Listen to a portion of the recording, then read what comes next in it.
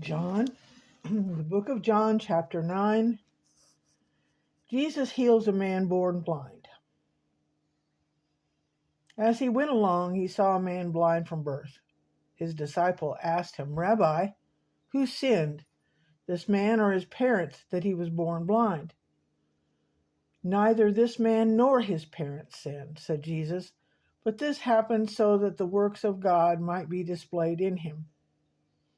As long as is day, we must do the works of him who sent me. Night is coming when no one can work. While I'm in the world, I am the light of the world." After saying this, he spit on the ground, made some mud with the saliva, and put it on the man's eyes. "Go," he told him, "wash in the pool of Siloam." This word means sent. So the man went and washed and came home seeing. His neighbors and those who had formerly seen him begging asked, "Isn't this the same man who used to sit and beg?" Some claimed that he was. Others said, "No, he only looks like him." But he himself insisted, "I am the man." "How then were your eyes opened?" they asked. And he replied, "The man they called Jesus made some mud and put it on my eyes. He told me to go to Siloam and wash. So I went and washed, and then I could see." "Where is this man?" they asked him. "I don't know," he said. The Pharisees investigate the healing. They brought to the Pharisees the man who had been blind. Now the day on which Jesus had made the mud and opened the man's eyes was a Sabbath. Therefore the Pharisees also asked him how he had received his sight. "He put mud on my eyes," the man replied, "and I washed, and now I see." Some of the Pharisees said, "This man is not from God, for he does not keep the Sabbath." But others asked, "How can a sinner perform such signs?" So they were divided. Then he turned again to the blind man. "What have you to say about him? It was your eyes he opened." And the man replied, "He's a prophet." They still did not believe that he had been blind and had received his sight until he sent for the man's parents. "Is this your son?" they asked. "Is this the one who you say was born blind? How is it that he can now see?" "We know that he is our son," the parents answered, "and we know he was born blind.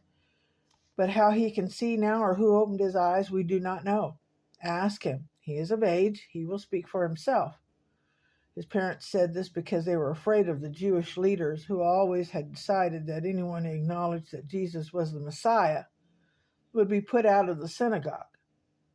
That's why his parents said, "He is of age, ask him." A second time they summoned the man who had been blind. "Give glory to God by telling the truth," they said. "We know this man is a sinner." He replied, "Whether he's a sinner or not, I do not know. One thing I do know, I was blind, but now I see." Then they asked him, "What did he do to you? How did he open your eyes?" And he answered, "I have told you already, and you did not listen. Why do you want to hear it again? Do you want to become his disciples too?" Then they hurled insults at him and said, "You are this fellow's disciple. We are disciples of Moses.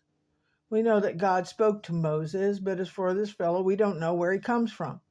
The man answered, "Well, now that is remarkable. You don't know where he comes from, yet he opened my eyes.